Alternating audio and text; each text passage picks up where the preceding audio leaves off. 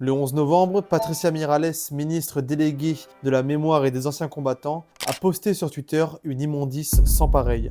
On va jouer au jeu des erreurs, mais on va surtout souligner le degré d'idiotie dans un poste d'un politique. Voici l'image, générée par l'IA de Twitter Grok, d'un soldat qui est censé représenter un poilu, intégré dans une carte de France. Maintenant, je vous laisse faire pause sur l'image et je vais mettre en rouge toutes les erreurs.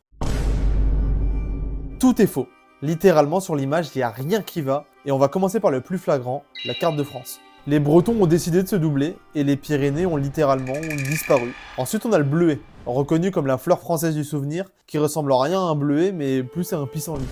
On a un soldat, censé représenter un poilu, mais qui porte un casque allemand. Alors peut-être que j'ai pas l'info, mais ça c'est un Stahlhelm, un casque allemand utilisé lors de la Première Guerre mondiale. Et à côté, je vous mets un casque français, le casque Adrien. Et dites-moi si vous voyez pas genre une ressemblance avec l'image. Et je vous laisse le meilleur pour la fin, franchement.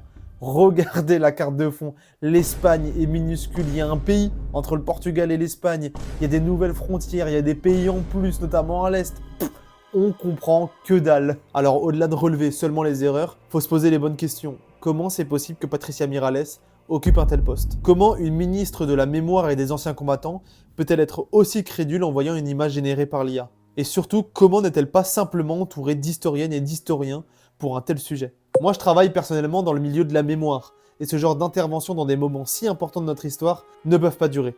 Une telle déformation de l'histoire ne devrait pas rester impunie. Quand on occupe de telles fonctions, il faut savoir les représenter et les assumer. Non pas en effaçant un tweet comme vous l'avez fait, Madame Miralles, mais en assumant ses erreurs, en les communiquant publiquement sur les réseaux sociaux.